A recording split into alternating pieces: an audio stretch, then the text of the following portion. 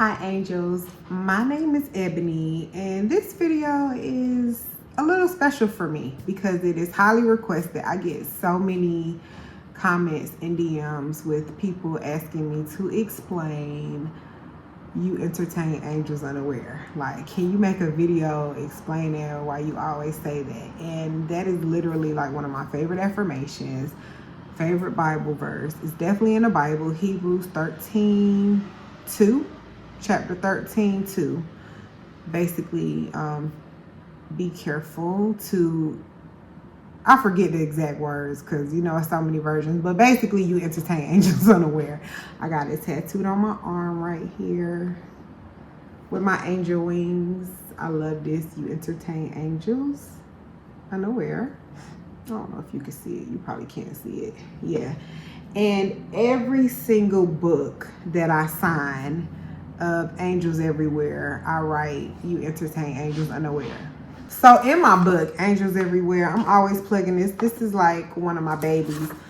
The first subheading in this chapter is about entertaining angels unaware. So I really wanted to make a video and break it down because I feel like once you understand the overall concept of angels in the spiritual realm and the ethereal realm, you will look at life a little differently. So in this video, I'm going to give you examples. I'm going to give you ways you can be an angel to other people and just give you an overview of why I'm always saying that you entertain angels unaware. Oh, here, I wrote it down. Look, I wrote this down in February. This is crazy. Why is it taking me 5 months to make this video? I don't know. But anyway, the actual verse is, be not forgetful to entertain strangers, for thereby some have entertained angels unaware. Okay? So angels are basically messengers of God. They're celestial beings. Of course, yes, we are earth angels. Like, there are angels on earth, but like the angelic realm, there are myriads upon myriads of angels. Like, we can't see them, you can feel them, but you can't physically see them. And that's why a lot of y'all are connected to me, because your angels may communicate with you via numbers or songs or different animals or birds or things like that. And you're like, what is the message? Why do I keep saying it? It's a form of communication. But to stay on topic, me always saying you entertain angels unaware, for me, that's more of a reminder to treat everyone with respect, to treat everyone loving, to treat everyone the way you want to be treated, because everybody is not out to get you. Okay? Like, everybody not out to get you. Some people really are, because angels are messengers of God. So sometimes God will put a message for you in somebody else.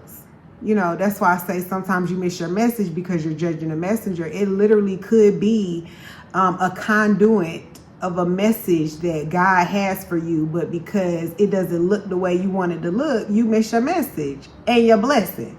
That's why I always tell myself, you entertain angels unaware. They're not going to look the way you think they're going to look. You know, they could be a homeless person asking for change. You pass the test, you get a person change, and now bam, they tell you something that you need to hear. Or they give you direction to somewhere that you were lost. The divine God, your higher self, source, is ever knowing, knows everything, sees everything, omnipresent everywhere. Like, can time travel, can communicate. Like, it is just, our minds are too small to even begin to understand like the makings and the wherewithal of what's going on around us. So in the angelic realm, there are millions of angels, like millions, billions, like there's so many you can't even name. And they're classified in different ranks. So there are 9 classes of angels. They're all celestial. They're not known to the human eye. We can't see them. They are ethereal. Okay, they're in the spiritual realm. So God sends his angels on different assignments. Okay, you may be sent to give somebody a meal today. You may be sent to give somebody some encouragement, some motivation. You may be sent to teach somebody something, to inspire somebody. You get what I'm saying? Like, We all have our own different purposes. That's why it's so important for you to tune into your own intuition, because what other people tell you to do may not be in alignment with what is the greater good for you. Okay, so God sends his angels on different assignments. When you understand that, you won't be looking for different people to do different tasks for you, because it may not be their mission. Your assignment may be to deliver a message. Okay, your assignment may be to guard somebody, to protect somebody. Your assignment may be to provide somebody with some shelter, some clothing, some food, some nourishment, because somebody is always watching you. Okay, another reason why I say you entertain angels unaware, somebody is always watching you. You never know. Okay, somebody always watching you. So the thing about angels and God sending his angels on different assignments, once the mission is complete, they flee. So some people may feel like this one particular person that has helped you or has blessed you, they are always going to be available for you. They're not. So when you understand that, you learn to detach a little more. You're not holding on to a person, because you know anything that you lose will be replaced with something better. So sometimes angels interact with you because they are obeying the will of God. Have you ever got like a nudge to help somebody or give somebody something, and then when you do it, the person is like so overdrawn, or maybe even crying, like, you don't understand how much I've been praying for this. You don't understand how much I needed this. You don't understand. I just asked God. God used you as a vessel that particular day for that time. Are you going to sit around and you're going to feed that person every day? Are you going to give them a ride every day? Are you going to help them every day? Are you going to send them money? No, absolutely not. But you at that particular time was used as a vessel to send somebody and deliver a blessing to somebody else. I hope you're picking up what I'm putting down. For me, I always say that because, like, if somebody asks me for spare change and I have it, I can never tell them no. You know, some people are like, they ain't gonna do nothing but go buy beer, go buy drugs. That's not my problem, because what if they really are hungry that day? Yeah, they may have a drug problem. They may have an alcohol problem. That's not my place. And I always feel like I'm just being tested the most when I really don't have it to give. But I feel like if I do have it to give, I'm going to give you something, because who knows? And I just never want to miss my blessing by saying no. So me saying you entertain angels unaware, I feel like I always have to like show up and help whenever I can. Welcome and entertain them all, even those that don't look like you, don't talk like you, don't act like you, they don't like it's okay. You do not know why these people cross your path. I don't believe anybody crosses my path by accident. Like, I always feel like, who sent you? So now I want to give you a couple of examples, like for me personally, how this became so important and special for me. Because a lot of times the person is right under your, like, you can have angels right under your nose and you don't have a clue. Okay, first example, with me saying that a person can be right under your nose. When I lived in Atlanta, I met a guy, right? And he was really, really cool. Nothing romantic, nothing like that. He was just a really cool guy. And when I moved from Atlanta and moved back home to North Carolina, he called me out the blue. Now, this particular person never called me. I always call him, right? But it was odd for him to call me. Like, it was just odd, like, what he calling me for? You know what I'm saying? So when I answered, he was just like, yo, I need you to do my man nails. And I'm like, okay. I'm in Fayetteville. I'm 5 hours away. Like, I don't live there anymore. He was like, yeah, but he need them done. But he never told me who it was, right? This was a Friday, I want to say. And he was like, I said, well, I could probably come Monday because I'm working. So I was like, I could probably come Monday. And he was like, if he ain't got them done by that. Not even 10 minutes later, my aunt came to me, like literally came around the corner and was like, Eb, you want to ride with me to Atlanta tomorrow? And I'm like, okay. So out the blue, this is not making any sense to me. It's not logical. For one, why are you calling me? You never call me. For two, why are you asking me to drive 5 hours away? For three, as soon as we get off the phone, a ride just magically appears. Not only did it magically appear, it's from somebody that I've known my whole life. So my aunt wanted me to ride with her to Atlanta. I agree to go, tell them, okay, I'm coming, and then come to find out I'm doing Rick Ross nails. You know what I'm saying? For me, that was like, what in the world? I never knew he was connected to him. I never knew they was cool. He was right under my nose the whole time. Okay? The same thing happened when I was in Atlanta. I was such a Jeezy fan. Like, I wanted to do Jeezy nails. Like, such a Jeezy fan. Like, and then one of my clients in Atlanta, out the blue, invited me to his Halloween party. And I'm like literally running up and down my apartment screaming like, oh my God, Jeezy. So for me, that's not something that I could take the credit for. It was like the universe, God knew my intentions, and he brought the people into my life that I needed to manifest those goals. The same thing is available and happens for you. Things like that I experienced, I feel like that's a direct message for me.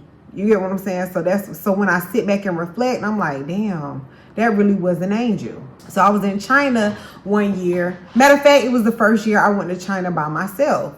So I went to China by myself, but I met a Chinese friend there 3 years prior to Melody. I met a friend in China, and she turned out to be an angel for me. Okay, because we stayed in contact, we stayed communicating. So when I went to China by myself, I had an ally there, I had a resource. She was about 2 hours away from the city that I was in. So when I got there, I took a train to go meet her. She paid for my room. I think I stayed there maybe 3 or 4 days. She paid for my accommodation. She fed every meal. She paid for every meal that I had. Transportation, everything. She took me around to find book printers. Like, she was absolutely an angel. Okay, so had I been scared to travel alone, or scared because, oh, I don't know anybody over there, or I don't know how I'm gonna get around, God already had angels over there for me. That's why my message for angel number 222, I'm always like, your angels are creating blessings for you on a huge and global scale, because I kept seeing 222 when I was trying to manifest my China trip, right? So when I'm over there with her, she did everything for me. Such an angel. Like, you don't know me from a can of paint. Treated me like I was her best friend. Beautiful, right? On top of that, because I love water so much, I'm like, I definitely want to go to the beach. Because one of the years, the second year when I met her, she offered to take me to the beach, but it was too late. I couldn't make it. So this year when I'm by myself, I said, you know what? I really want to, we definitely got to go to the beach one day. We go to the beach. It's huge statues of angels on the beach. And on top of that, I was just like talking to myself like, dang, I need a videographer. You know, I need to get footage. You know, just talking to myself, praying. I think I was on live, on YouTube live, actually. I went to the beach that next day, and her husband was a videographer. Okay. I didn't know that. You understand? I didn't tell him that I need a videographer. I was just making my wishes known, like, dang, God, this is what I need. God already prepared those tables for me. It was already ready for me. So when I sit back and think about things like this, I'm like, wow, he was right in my face the whole time. I never knew. I had a videographer right in the palm of my hand. I had a videographer right under my nose. I had somebody here to help me with this. So when I write in your books, you entertain angels unaware, it's always for you to maintain a loving spirit and energy, okay? And to treat everybody as such.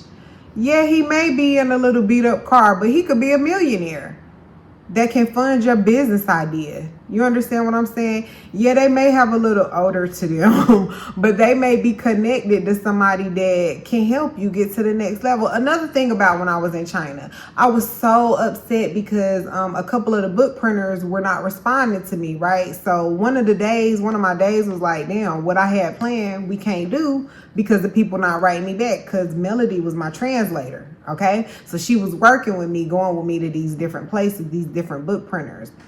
We go to lunch, And in this particular restaurant, they sit strangers at the table with you. Like if it's 2 people at the table and it's a 4-person table, they will sit another couple there because they, you know, maximize their space. We got seated at a table where the guy was a book printer. He gave us his card and we went there that night. You understand? So it's like, damn, I couldn't get away from it. Like everywhere I turned around, it was just more serendipities, more blessings, more synchronicities, more answers to my prayers, like all the time. So last week I was doing my cardio downtown. I'm walking back to my crib and a woman stops me and she like, can I talk to you? And I'm just looking like, okay, lady, you know, like, what's up? Like, and she wasn't moving fast enough for me. So I'm just looking like, what's up? And she was like, ma'am, do you have a car?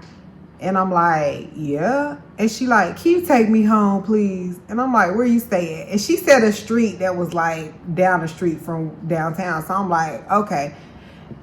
And we get in a car and really it's like 25 minutes away as opposed to 5 minutes away. But still, my point is, I was an angel for her. She said, something told me to ask you. Something, baby, you was an angel for me. She said she had just got out of jail. She had been in jail for like 6 months. She just got out of jail. I could tell she was because she had her stuff.